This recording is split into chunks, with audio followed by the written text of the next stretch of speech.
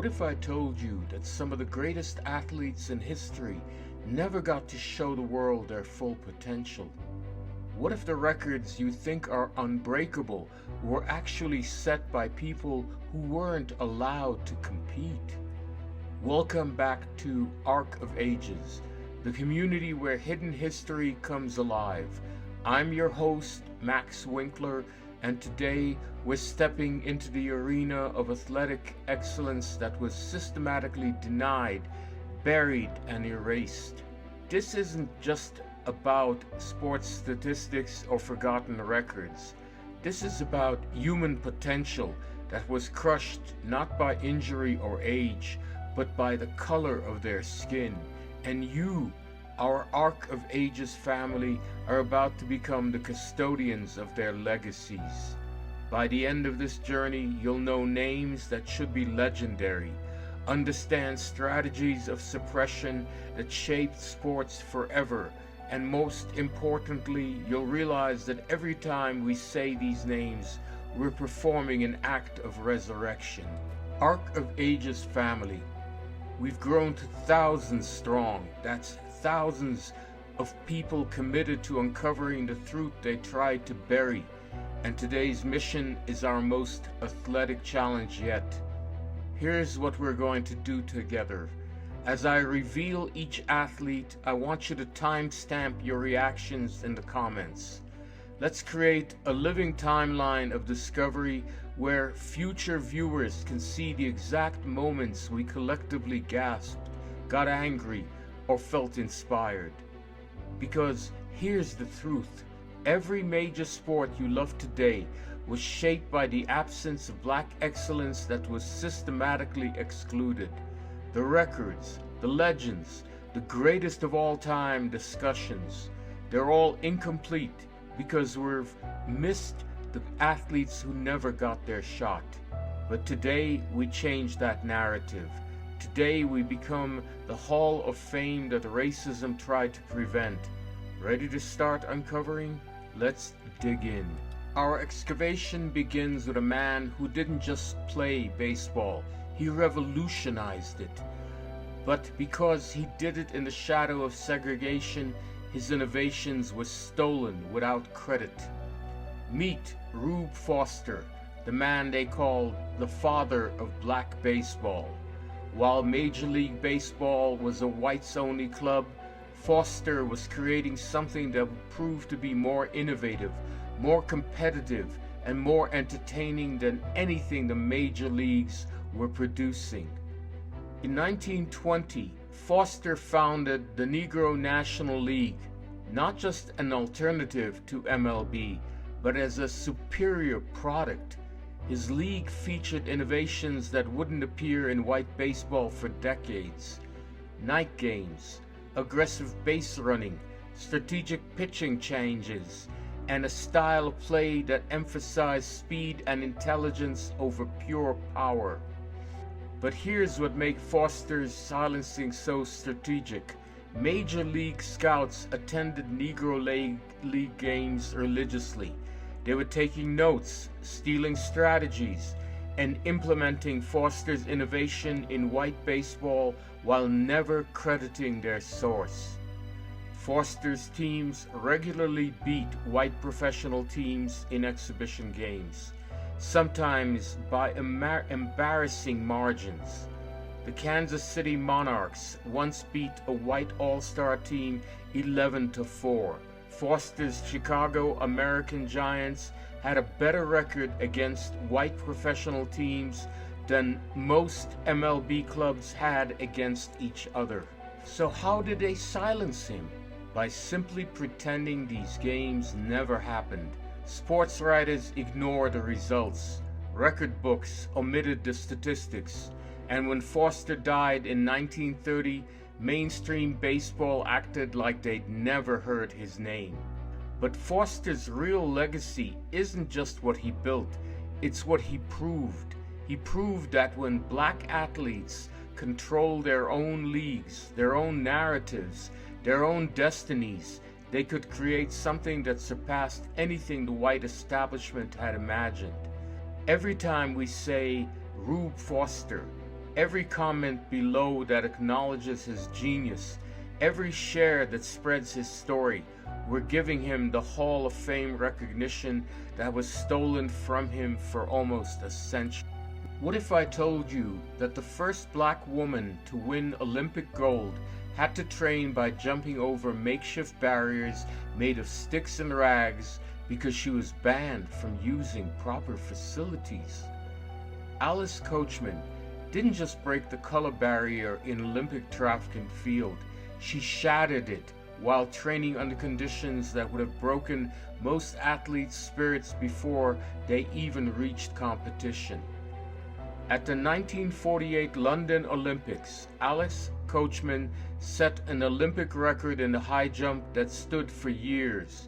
She was the only American woman to win gold in track and field that year, the only one. She did it after training in bare feet because her family couldn't afford proper shoes. But here's where her story becomes a masterclass in systemic silencing. Alice Coachman never returned home to a segregated America that didn't know how to celebrate a black female champion. But here's where her story becomes a masterclass in systemic silencing. Alice Coachman returned home to a segregated America that didn't know how to celebrate a black female champion. While her white Olympic teammates were getting endorsement deals, movie offers, and national speaking tours, Alice Coachman was told that her Olympic success was inspiring but not marketable. Corporate America couldn't figure out how to sell a black woman's athletic excellence to white consumers. Think about this. Coca-Cola eventually gave her a small endorsement deal, making her one of the first black female athletes to be nationally sponsored. But it took years, and even then, her image was barely used in their advertising campaign. For decades, Alice Coachman worked as a teacher and coach, passing on her knowledge to young athletes who had no idea they were learning from an Olympic champion. The woman who had literally risen above segregation in London was teaching in segregated schools in Georgia. But Alice Coachman's silence wasn't just imposed, she also chose parts of it. She refused to let bitterness about her treatment overshadow her love for athletics. She quietly mentored hundreds of young athletes, many of whom went on to break barriers she had made possible. The Arc of Ages community understands what Alice Coachman knew. Sometimes the most powerful response to being silenced is to amplify others. Every young black female athlete who believes in her potential carries forward Alice Coachman's unsilenceable spirit. Imagine being so dominant in your sport that competitors and promoters had to literally change the rules to stop you from winning. Meet Major Taylor, the cyclist who was so fast that racism had to get creative to silence him. Marshall Major Taylor wasn't just fast, he was supernaturally fast. In 1899, he became the first black world champion in cycling, setting multiple world records and dominating a sport that white America assumed belonged to them. But Major Taylor's excellence created a problem for white supremacy. He was undeniably, unquestionably, measurably superior to white cyclists. There was no way to spin it, no way to diminish it, no subjective judging to manipulate. So they got creative with their silencing. First, they banned him from racing on Sundays, knowing that most major cycling events happened on weekends. When that didn't slow him down enough, they started organizing races specifically scheduled when Taylor couldn't participate. But the most insidious silencing was physical. During races, white competitors would literally team up against Taylor, boxing him in, forcing him to the outside, making him work twice as hard for every victory. and race officials would turn a blind eye to tactics that would have disqualified any other rider. Despite all of this, Major Taylor kept winning, so they escalated. Death threats, hotel refusals, restaurants that wouldn't serve him, training facilities that banned him from practicing. The final blow came when Taylor moved to Europe, where he was celebrated as the champion he truly was. European crowds packed venues to see the American cycling genius, but back home, American sports media barely covered his international victories. Major Taylor retired early, worn down not by competition, but by the constant battle against a system designed to break his spirit. He died in relative obscurity in 1932, working as a janitor in Chicago, the same city where he had once been hailed as the fastest man on two wheels. But Major Taylor's story teaches us something crucial. Excellence cannot be erased, only obscured. Today, cycling organizations around the world are naming races, awards, and facilities after Major Taylor. His records are being restored to their proper place in cycling history. Every time we share Major Taylor's story, every comment below that acknowledges his dominance, every time we refuse to let speed be separated from the man who embodied it, we're giving him the victory lap he never got to take. Tennis in the 1950s was the ultimate white country club sport, exclusive, elitist, and absolutely certain that black athletes didn't belong on their pristine courts. Then Althea Gibson showed up and changed everything. Althea Gibson wasn't just the first black player to win Wimbledon. She dominated tennis at the highest levels while being systematically excluded from the tournaments and training facilities that would have made her even better. Before she could even think about Wimbledon, Gibson had to fight for the right to play in American tournaments. The USTA, United States Tennis Association, had unofficially but absolutely policies keeping black players out of major competitions. So how did she break through?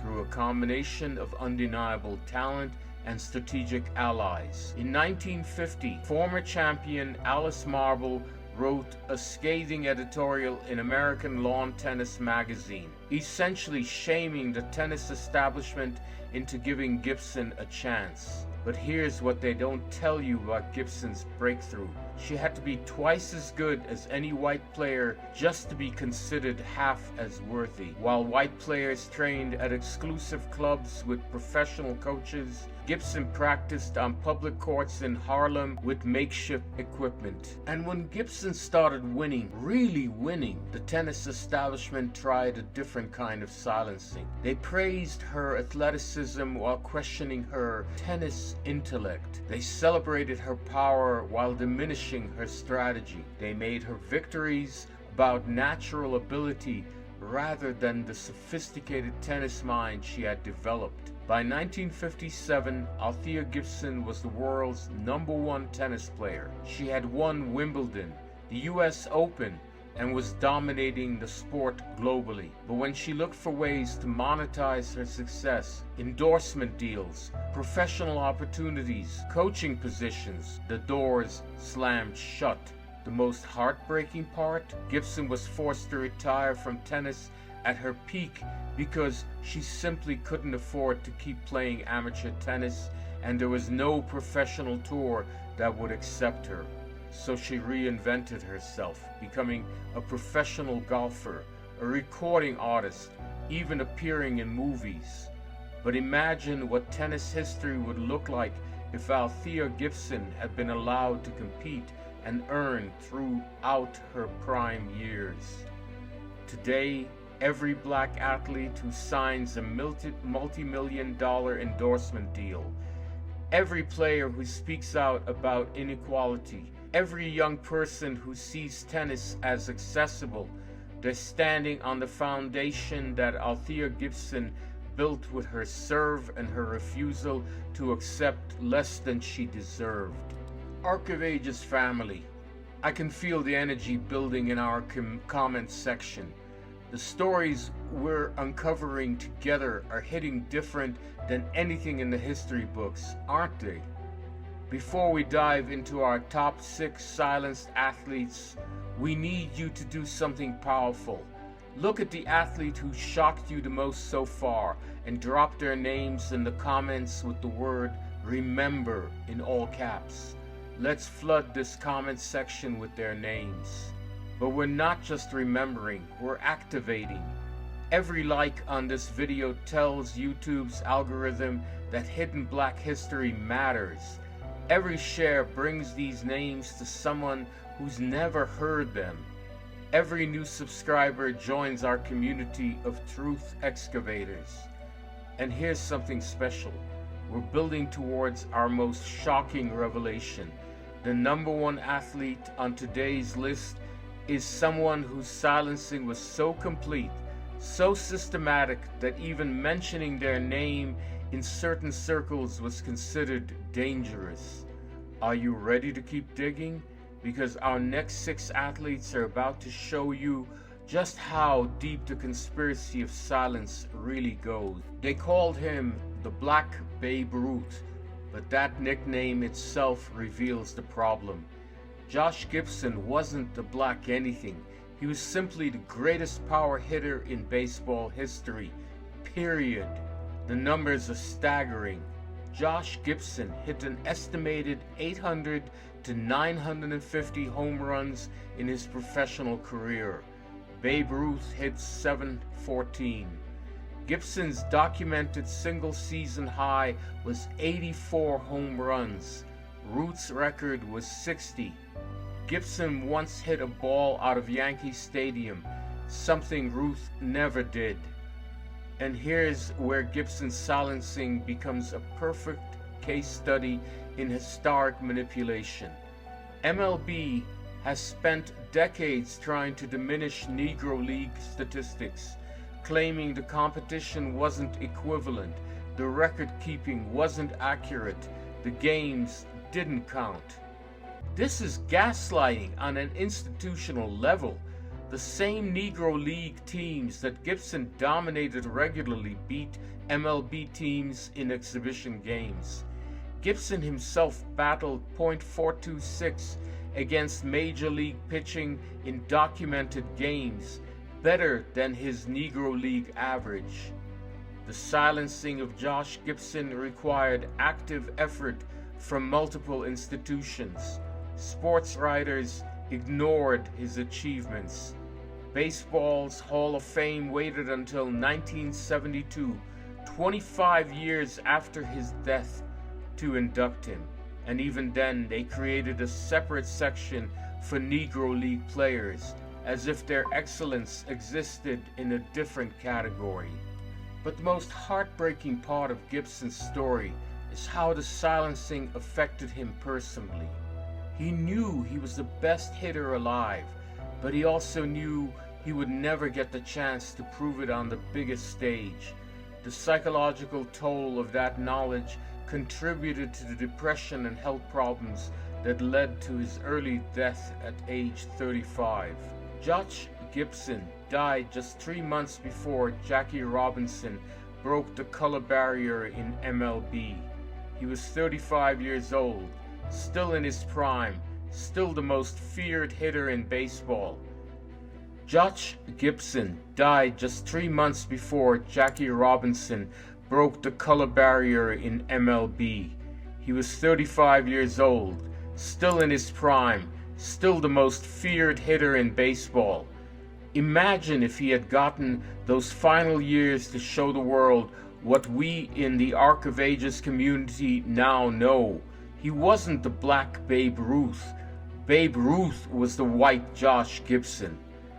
Every time we say Josh Gibson was the greatest power hitter in baseball history, not the greatest black power hitter, but the greatest, period, we're performing an act of historical correction that's decades overdue. Wait, you're thinking, Muhammad Ali wasn't silenced. He was the most famous athlete in history. But that's exactly why his story belongs here. because what they did to Ali in the middle of his career was the most public silencing in sports history. In 1967, Muhammad Ali was 25 years old and the undisputed heavyweight champion of the world. He was undefeated, charismatic, and at the absolute peak of his athletic abilities. Then the US government took it all away. When Ali refused to be drafted for the Vietnam War, citing his religious beliefs and the moral opposition to the conflict, they didn't just disagree with him, they destroyed his career. His boxing license was revoked, his passport was confiscated, his title was stripped, he was banned from boxing anywhere in America. But here's what makes Ali's silencing so significant. It wasn't just about stopping one athlete. It was about sending a message to every black athlete who might consider using their platform to challenge American foreign policy. For 3.5 years, 3.5 years, the greatest heavyweight boxer in the world was prohibited from boxing. During what should have been his absolute prime, Ali was giving speeches on college campuses for a few $100s, while other heavyweights fought for his title. Think about what they stole from us. We'll never know how many more classic fights we missed. We'll never see the Ali who should have been undefeated through 1970.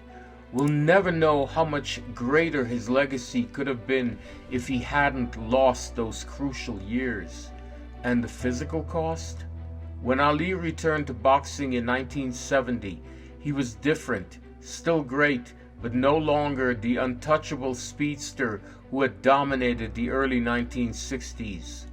The neurological damage from his later fights, when he was older and slower, might never have happened if he hadn't been forced into premature decline. But Ali's response to being silenced became its own form of victory. He used his platform to speak truth about war, racism, and social justice with a clarity that transcended sports. His willingness to sacrifice everything for his principles transformed him from athlete to icon. The government silenced Muhammad Ali the boxer for 3.5 years, but they accidentally created Muhammad Ali the revolutionary, Muhammad Ali the conscience, Muhammad Ali the symbol of resistance that no amount of silencing could ever diminish. What if I told you that the fastest woman in the world couldn't get a scholarship to college? What if the world Olympic champion who inspired a generation of female athletes died in relative obscurity? Wilma Rudolph's story starts with a miracle. A girl who couldn't walk until age 12 became the fastest woman on earth. At the 1960 Rome Olympics, she won 3 gold medals and became the first American woman to achieve that feat in a single Olympics. But Wilma Rudolph's athletic achievements were just the beginning of her story. What they did to her after Rome shows how America treats its black female champions when the camera stops rolling. Rudolph returned from the Olympics to a segregated hometown that wanted to celebrate her with a parade, a segregated parade. She refused. She demanded that any celebration be integrated or she wouldn't participate.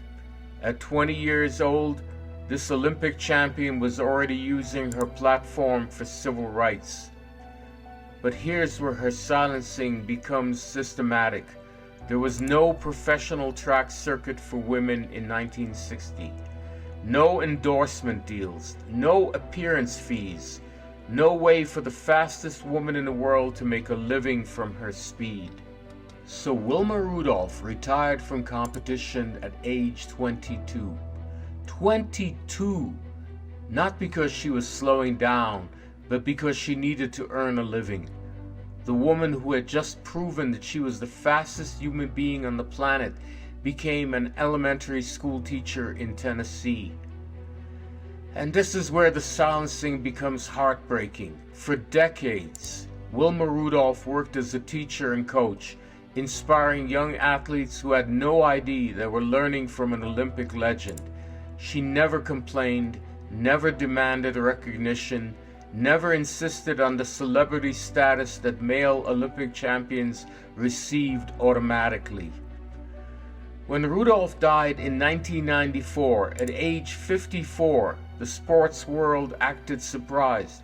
Oh, right, Wilma Rudolph, wasn't she fast? As if the woman who had broken speed barriers and racial barriers was a footnote instead of a revolutionary. But Wilma Rudolph's true legacy isn't in the record books. It's in the generations of female athletes who believed they could fly because they had seen a black woman from Tennessee prove that gravity was optional. Every time we say Wilma Rudolph was the fastest woman who ever lived, every time we teach young people that speed has no color, every time we refuse to let excellence be forgotten, we're giving her the recognition that should have sustained her entire life. Satchel Paige might be the greatest pitcher in baseball history. Not the greatest black pitcher, the greatest pitcher, period. But because he spent his prime years banned from MLB, we'll never truly know how dominant he could have been. The numbers we do have are staggering. Satchel Paige pitched in an estimated 2,500 games and won about 2,000 of them. He threw 55 no-hitters. Nolan Ryan, the MLB record holder, threw 7. Paige once struck out 22 major leaguers in an exhibition game. But Satchel Paige wasn't just dominant, he was a showman. He understood that baseball was entertainment. He could call out his outfielders and strike out the side. He would guarantee that he'd strike out the first 9 batters, then do it. When Paige finally got his chance in MLB in 1948, he was 42 years old, ancient for a pitcher, and he was still good enough to help the Cleveland Indians win the World Series. Imagine what he could have done at 25. But here's how they silenced Satchel Paige. They made him into a folktale instead of a baseball player. Sports writers focused on his colorful personality and folksy sayings rather than his devastating curveball and pinpoint control. This is a classic silencing technique. Turn the athlete into a character. Make their excellence seem like natural talent rather than developed skill. Reduce their accomplishments to amusing stories rather than serious competition. And when Paige was finally inducted into the Baseball Hall of Fame in 1971, they almost ruined it. The original plan was to create a separate wing for Negro League players, separate but equal, the same lie that had kept them out of MLB in the first place. It took pressures from other players and civil rights groups to ensure that Satchel Paige would be inducted as a full Hall of Famer, not a curiosity in a separate section. Satchel Paige lived to be 75 years old, long enough to see his influence on modern baseball, long enough to watch black and white pitchers study his techniques, long enough to know that his legacy had survived the decades of systematic silence. But every time we discuss the greatest pitchers in baseball history and include Satchel Paige, not as an honorable mention, but as a legitimate candidate for number 1, we're completing the conversation that segregation interrupted for decades. Everyone knows Jackie Robinson broke baseball's color barrier. But what you don't know is how his selection for that role silenced dozens of other black athletes who might have been better choices. This isn't about diminishing Jackie Robinson's courage or significance. This is about understanding that his selection was strategic, and that strategy required silencing other black athletes whose personalities or politics might have been more threatening to white America. Branch Rickey, the Dodgers executive who signed Robinson, was explicit about what he wanted. Not the best black baseball player, but the right black baseball player. Someone who could turn the other cheek when faced with racism. Someone who wouldn't fight back. Someone who would be acceptable to white fans. Think about who was passed over. Josh Gibson, the greatest power hitter in baseball. Satchel Paige, the most dominant pitcher. Buck Leonard, who played the first base better than any white player in the majors. All of them were older, but many others were in their prime. The most tragic case might be Larry Doby, who broke the American League color barrier just months after Robinson, but gets virtually no recognition. Doby was actually a better all-around player than Robinson, but he played for Cleveland instead of media-heavy New York. But here's the deeper silencing. By making Jackie Robinson the sole symbol of integration, baseball could point to one success story while continuing to exclude most black players. For years after 1947, MLB teams had unofficial quotas, usually no more than 2 or 3 black players per roster. And Robinson himself was eventually silenced when he became more outspoken about civil rights after retirement, when he started criticizing baseball's slow pace of change, when he demanded that MLB hire black managers and executives. The sport that had celebrated him began to distance itself from him. By the 1960s, Jackie Robinson was criticizing baseball for treating integration as a one-time achievement rather than an ongoing commitment. He pointed out that while the field was integrated, the front offices and coaching staffs remained overwhelmingly white. The Jackie Robinson story we're taught, the noble pioneer who single-handedly integrated baseball, serves to silence the more complex story of calculated selection, strategic exclusion, and the dozens of other athletes whose dreams were sacrificed to make Robinson's breakthrough possible.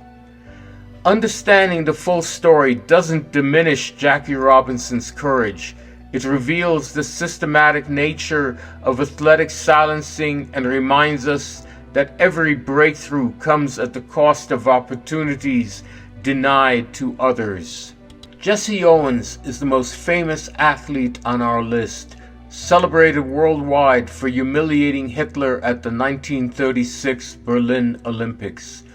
But what happened to him after those 4 gold medals reveals the most complete, most systematic silencing in sports history. August 1936, Jesse Owens destroys the myth of Aryan supremacy on Hitler's home turf. He wins 4 gold medals, breaks multiple records, and becomes the most celebrated athlete in the world. Then he comes home to America. Here's what they don't teach you. While the rest of the world was celebrating Jesse Owens as the man who proved that excellence has no color, America was systematically destroying his ability to capitalize on his achievements. Owens returned to a country where he couldn't stay at the same hotel as white athletes, couldn't eat in the same restaurants, couldn't even use the same bathrooms. But the cruelest irony, the man who had embarrassed Hitler couldn't get a decent job in the land of the free. Think about this. Jesse Owens was the most famous athlete in the world, and his post-Olympic job options were pumping gas, working as a janitor, and racing against horses for entertainment at halftime shows. Horses, the fastest man in the world, was reduced to novelty races against animals. But here's where the silencing becomes systematic. Corporate America refused to offer Owens meaningful endorsement deals. They claimed he wasn't marketable to white consumers. The man who had literally outrun Nazi propaganda was deemed too controversial for breakfast cereal commercials. For decades, Jesse Owens struggled financially while his Olympic achievements became American legend. The country that celebrated his victories refused to reward his excellence. He filed for bankruptcy multiple times, worked menial jobs, and watched lesser athletes become wealthy while he scrambled for survival. The most devastating part? Jesse Owens began to internalize the silencing. In later interviews, he downplayed racism, avoided political controversy, and even criticized other black athletes who spoke out about inequality.